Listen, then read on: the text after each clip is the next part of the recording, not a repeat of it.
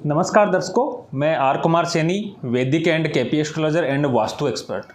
आज मैं इस वीडियो के अंदर आपको बताऊंगा गुरु ग्रह अगर कुंडली के 12वें स्थान के अंदर, जैसे ये लगन है और 12वां स्थान ये 1 2 3 4 5 6 7 8 9 10 11 12 12वें स्थान के अंदर या 12वें भाव के अंदर गुरु ग्रह स्थित हो जाए तो वो क्या फल देगा, या किसी जातक की कुंडली में 12वें भाव में गुरु बैठा हो तो उसको क्या शुभ फल और क्या अशुभ फल देखने को मिलेंगे, इसके बारे में आज मैं इस वीडियो के अंदर आप सबको बताऊंगा। तो शुरू करते हैं। शुरू करने से पहले मैं आपको बता दूं कि 12वां भाव है वो खर्च का होता है। जो भी आप खर्च करते हैं, इन्वेस्टमेंट करते हैं, वो सभी 12वें भाव के अंदर आता है। कर्ज चुकाना भी 12वें भाव के अंदर आता है। विदेश यात्रा या जितनी भी अपन लंबी दूरी की यात्राएं या विदेश यात्राएं करते हैं वो भी 12वें भाव से देखी जाती है। हॉस्पिटल खर्च भी 12वें भाव से देखा जाता है। कर्ज का चुकाना भी 12वें भाव से देखा जाता है। रोग पे होने वाला व्यय यानी खर्च, वो भी 12वें भाव के से देखा जाता है। संतान की बीमारी पे खर्च या संतान की परेशानी, क्योंकि पंचम भाव से 12वां भाव है वो अष्टम स्थान होता है, वो भी 12वें स्थान से ही देखी जाती है। 12वें भाव से धर्म, कर्म, मोक्ष, ध्यान, साधना, मृत्यु तक का विचार 12वें भाव से किया जाता है। 12वां भाव है वो कुंडली के अंदर बहुत महत्वपूर्ण स्थान रखता है। लग्जरी लाइफ के लिए भी 12वां भाव देखा जाता है। तो 12वें भाव के जो कारक तत्व हैं वो मैंने आपको बता दिए।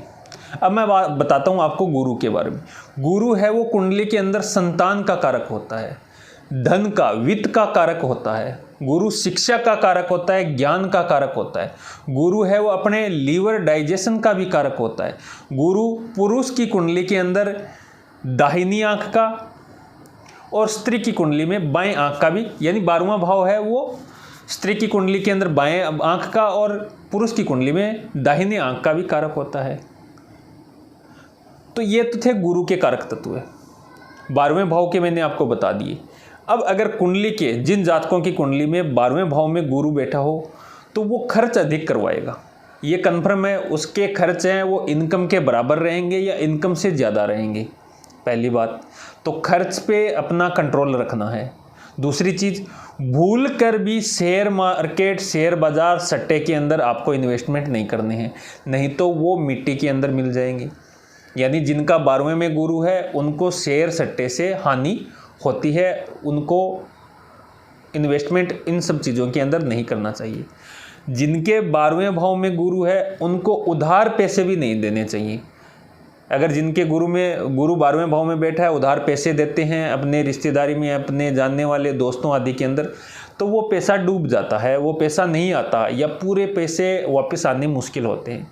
तो उधारी पे भी आपको ध्यान रखना पड़ेगा। 12वें भाव के अंदर गुरु विदेश यात्रा, लंबी दूरी की यात्रा या हवाई यात्राएं ज़्यादा करवाता है। तो वो अगर आप काम के सिलसिले में या व्यापार वर्दी के अंदर सहायक है तो वो कर सकते हैं आप। और विदेश के अंदर आपका व्यापार है या विदेश से आपका संपर्क व्यापारिक तौर पे होता है तो वो अच्छा रहता है, ये गुरु का शुभ परिणाम है। अगर आप विदेश के अंदर जाके रहते हैं तो भी वो गुरु वहाँ पे अच्छा फल देगा, विदेश के अंदर अच्छा सेटलमेंट दे देगा या विदेशी लोगों से आपका व्यापार करवा देगा। विदेश से संपर्क, दूर की चीज़ों से आपको ज़्यादा लाभ गुरु वहाँ करवाएगा।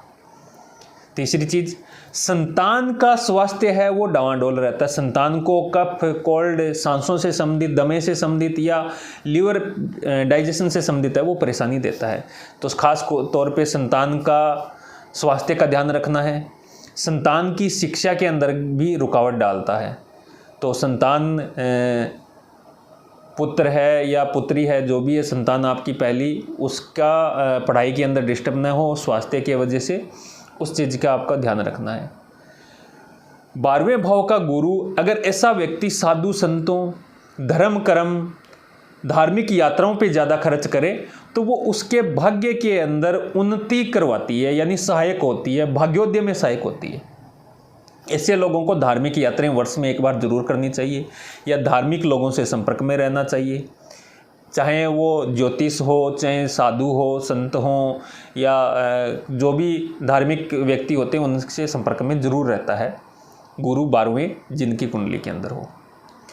ऐसे लोग जिनके गुरु 12वें भाव के अंदर हो, किसी न किसी का कर्ज जरूर चुकाएगा। वो अपने पारिवारिक सदस्यों का कर्ज है वो चुकाएगा।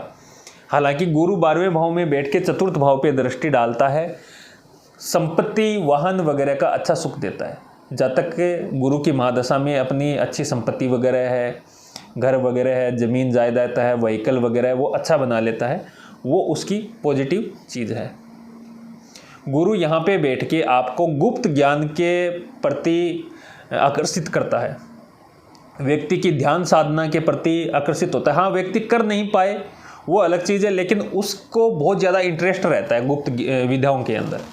तो अगर आप गुप्त विद्याओं के अंदर इंटरेस्टेड हैं तो आपको ये ज्ञान जरूर प्राप्त करना चाहिए, चाहे ज्योतिष से संबंधित हो, चाहे तंत्र से संबंधित हो, या धार्मिक कर्मकांड से संबंधित हो, या वेद पुराण जो भी आपको पढ़ने का इंटरेस्ट हो उसको ज़रूर पढ़ना चाहिए। और ये एक उपाय के तौर पे काम करता है।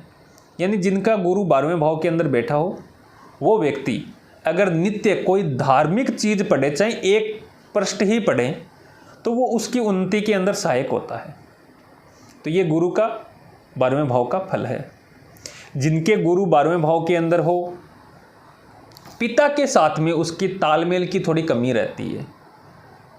यानी पिता है वो पुत्र पे खर्च करता है और पुत्र है वो अपने संतान पे खर्च करता रहता है, और उस खर्च का फायदा नहीं मिलता है। न तो अपने पिता को मिलता है, न खुद को मिलता है, न उसको मिलता है। यानी कि संतान पे किया हुआ खर्च है वो उसको इंटरेस्ट यानी फलदायक नहीं होता है। ये गुरु 12वें भाव का फल होता है। उसकी शिक्षा पे अगर आप खर्च कर रहे हो तो वो शिक्षा उसके काम नहीं आएगी, या वो शिक्षा के अलावा अन्य काम के अंदर ज़्यादा रुचि रखेगा। यानी कि संतान के ऊपर इन्वेस्टमेंट ज़्यादा करवाता है और उसका प्रॉफिट है वो कम देता है। गुरु 12वें भाव में हो, शिक्षा के अंदर रुकावट जरूर डालता है। जिनकी कुंडली में 12वें भाव में गुरु हो, शिक्षा को कंटिन्यू रखने की कोशिश करें, और अगर बीच में बाधा उत्पन्न हो तो गुरु का उपाय आप लोगों को करना चाहिए। पत्नी के साथ में भी मिला के रखना चाहिए जिनका गुरु 12वें भाव में हो। यानी पत्नी के साथ में रिश्ते मधुर रहेंगे तो गुरु वहाँ पे अच्छा फल देगा। अपने रूम के अंदर, अपने घर के अंदर रूम जो जिसके अंदर, उसको पीला कलर या हल्का पीला कलर है वो कल करके रखना चाहिए आपको सोने के रूम के अंदर। जिनका गुरु 12वें में हो तो अच्छा फल मिलता है। जिनका गुरु 12वें भाव में हो, खर्च पे नियंत्रण रखना चाहिए, पैसे उधार नहीं देने चाहिए। इन्वेस्टमेंट है करने से पहले 3-4 लोगों की सलाह लेनी चाहिए, अच्छी सोच समझ के ही पैसे इन्वेस्टमेंट करना चाहिए। 12वें जिनके गुरु है, कमाता बहुत है, पैसा बहुत आता है, बचता कुछ भी नहीं है। यानी कि साल के अंत में अगर हिसाब करें तो पैसा बहुत आता हुआ दिखता है और खर्च भी उसके मुताबिक भी हो जाता है। बैंक बैलेंस है वो रह नहीं पाता है। अगर आपने बैंक के अंदर पैसा मान लो आपने रखना शुरू भी किया है तो वो कोई न कोई बहाने से या किसी कारण से वो पैसा है धीरे धीरे कम होता जाएगा। तो ऐसे लोग जिनका गुरु 12वें में हो, सिर्फ और सिर्फ प्रॉपर्टी पे इन्वेस्टमेंट करें। बैंक के अंदर पैसा इकट्ठा करने की कोशिश मत करें, नहीं रुकेगा। ये आपके लिए एक उपाय के तौर पे है कि प्रॉपर्टी के अंदर इन्वेस्टमेंट करेंगे तो उसका फ़ायदा मिलेगा। तो ये तो था गुरु के 12वें भाव के अंदर क्या फल देता है जातक या जातिका को।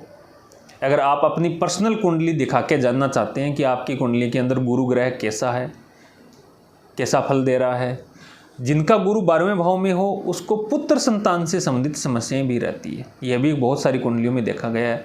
या तो पुत्र संतान लेट होती है या होती नहीं है, या कोई परेशानी बनती है, यानी पुत्र संतान को कष्ट रहता है जिनका गुरु 12वें में हो, तो वो भी ध्यान रखने योग्य बात है।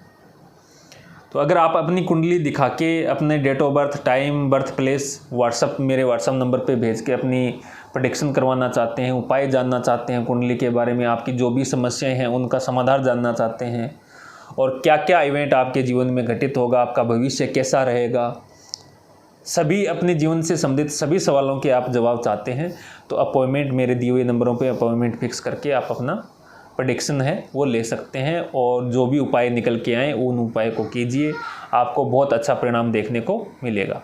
बहुत बहुत धन्यवाद। वीडियो अच्छा लगे तो लाइक शेयर कमेंट ज़रूर कीजिएगा।